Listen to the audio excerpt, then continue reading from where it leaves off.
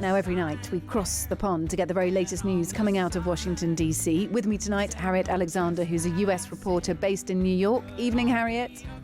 Hi, Kate. Thanks so much for being with us. Busy on plenty of fronts in the United States at the moment. Israel warned the US military about the attack on a building in Doha that was being used by senior Hamas officials, killing 6 of them. The White House Press Secretary Caroline Leavitt's been speaking this evening, explaining that attacks on other sovereign nations are not in Israel's interest. Unilaterally bombing inside Qatar, a sovereign nation and close ally of the United States that is working very hard and bravely taking risks with us to broker peace, does not advance Israel or America's goals. However, eliminating Hamas, who have profited off the misery of those living in Gaza, is a worthy goal. President Trump immediately directed Special Envoy Witkoff to inform the Qataris of the impending attack, which he did. The president views Qatar as a strong ally and friend of the United States and feels very badly about the location of this attack. Before we heard from Caroline Leavitt, the White House press secretary, the line was that Donald Trump had given the green light for the attack. Has that changed somewhat now? It does seem to have, yes, very much so. It now emerges that the US military alerted Donald Trump to the impending attack. We understand that it was this morning in the US, so very shortly before it actually took place. So that certainly doesn't suggest that there was any official advance notice being given on those channels, that it was rather the US military detecting it itself, and certainly that the US was not involved in this. Yeah, so, was it the US military who detected it? Were they told by Israel? The Qatari government have said they received a call from Steve Witkoff, the US special envoy, but that was as the attack was going on. So there was no pre-warning to that. There was pretty strong condemnation, wasn't there, from the White House about this attack? It's seen as a misstep by Israel. Yes, I think that's true. I mean, Trump, of course, was careful to say that getting rid of Hamas is a good thing. But he, speaking sort of in a statement through Caroline Leavitt, said this unfortunate incident. He described it as something that could serve as an opportunity for peace. But he said that, he felt very bad about it. You can imagine that he was actually kind of fuming about this, because also remember, the US is a strong ally of Qatar, and there's a very large US military base in Qatar. So it was certainly something that was pretty alarming, I think, for the Americans. Yeah, they even gave Donald Trump a jet, didn't they, Qatar? Are there going to be trust issues, do you think, between the US and Qatar now? Well, I think it will be really interesting to find out in the hours and days to come how much warning really was given by the Israelis to the United States, if indeed it was a warning, or whether it was something that was just picked up by the US. For me, that remains fairly unclear, because if it was just a last minute heads up that this is happening, then that is pretty devastating, I would imagine, for the Americans, that Israel would do something like that. And I think it definitely sets back a lot of trust, as you say. Trump spoke to the Emir and the Prime Minister of Qatar, and he assured them, Leavitt said, that it won't happen again. But you have to wonder what guarantees there are for those assurances. Yeah, so Caroline Leavitt saying she actually refused to answer questions, so either she wouldn't answer them or she didn't know the answer, whether the US military themselves were informed by Israel or if they detected the attack, just to run over that line again. Where does this leave Donald Trump's relationship with the Israeli Prime Minister Benjamin Netanyahu? I mean, it's always been quite a fraught relationship, I think. He likes Netanyahu on the one hand. Netanyahu, of course, has been to the White House many times, but Trump is very keen to get a peace deal to end the Gaza war.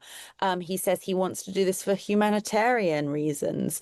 And he has been quite frustrated with Netanyahu and with Netanyahu's resolution, really, to keep on pressing on with this. Steve Steve Witkoff, of course, is the Middle East negotiator who is backwards and forwards with all of this. And it's been very, very difficult to try and get Netanyahu on side. So I think this will really, really make relations with Israel much worse. And we did also hear from Israel today that they had actually accepted the terms of that US ceasefire proposal. That's interesting, isn't it? Because then it was over to Hamas. And so the sort of question needs to be asked, why would Israel then attack Hamas? Well, we know that there was that attack by Palestinian terrorists on Israelis yesterday in Jerusalem, and that is the excuse Israel has given for this. But it is bulldozing through any attempt to end the war, which is what Israel say they want, because they want the full release of hostages. Right. I mean, it does really seem like you're taking a sledgehammer to crack a nut, doesn't it? That by actually bombing Qatar, that massively escalates the tensions in the region and the situation on the ground.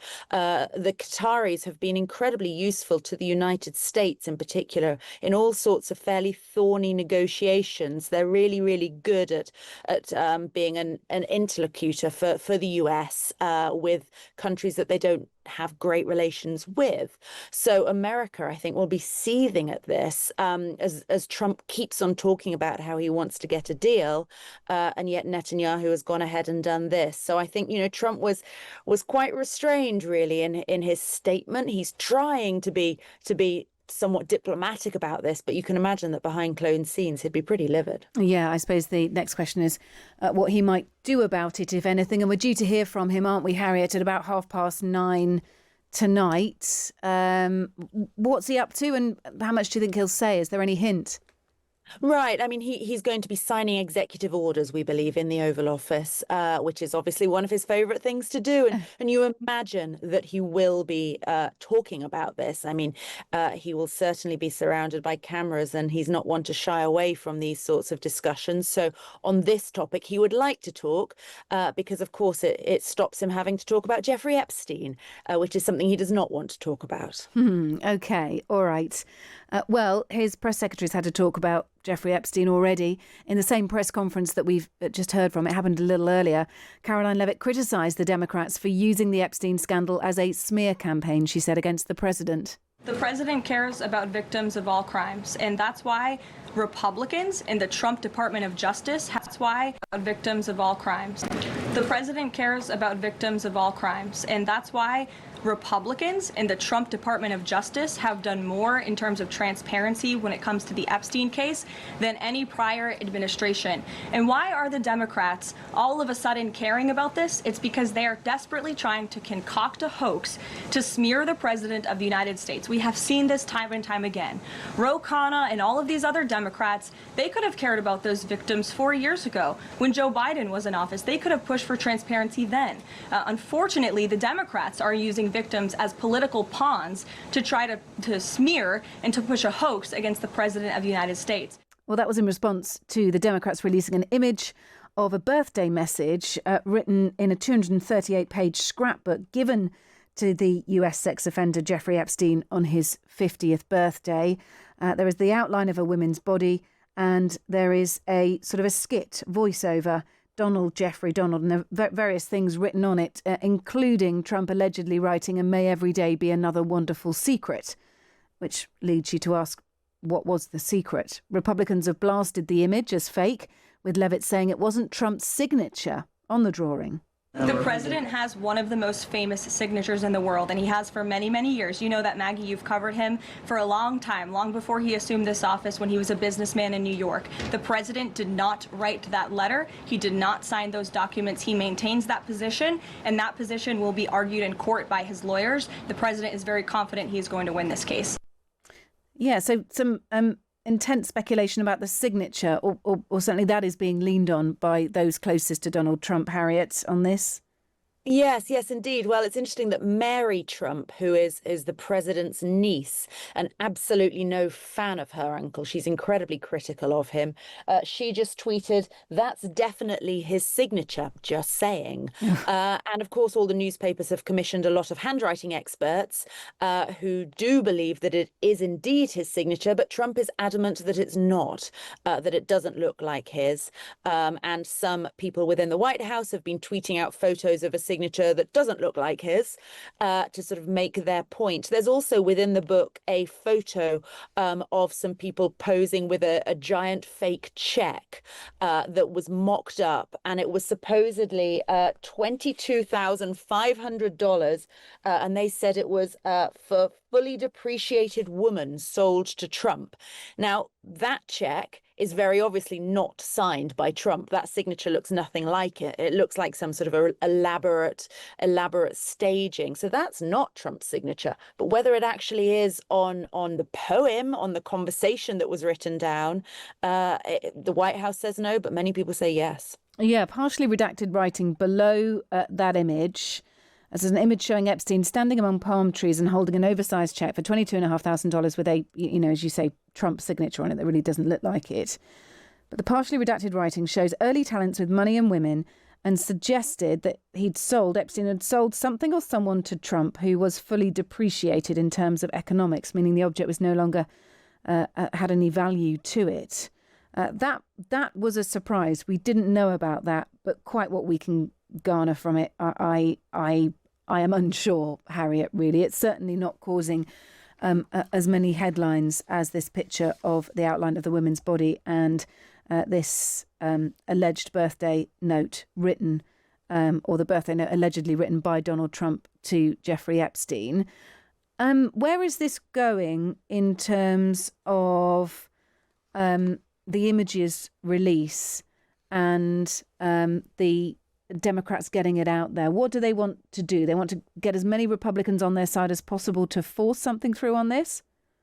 Right. I mean, Trump, of course, would like this to go away. He wants nothing more to do with this. He was asked for his comment on this morning, and he said he doesn't comment on issues that are long dead. He said that he was very uninterested in it and sort of move on, nothing to see here. But sadly, from his point of view, that's just not holding water. That is not enough, because the drumbeat is still there for the release of more documents, more information that the Justice Department has.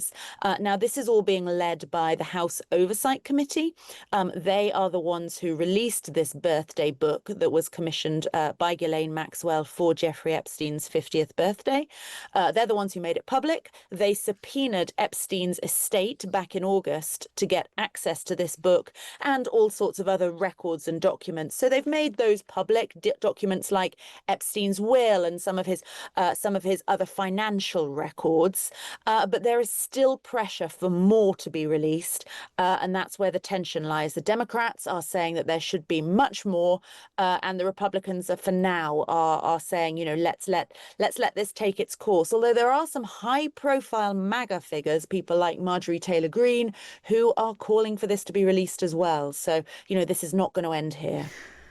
This is, though, Harriet Alexander. Thank you so much for being with us. Really appreciate it, running us through two big stories from the United States. Harriet Alexander, who is a US reporter. Thank you.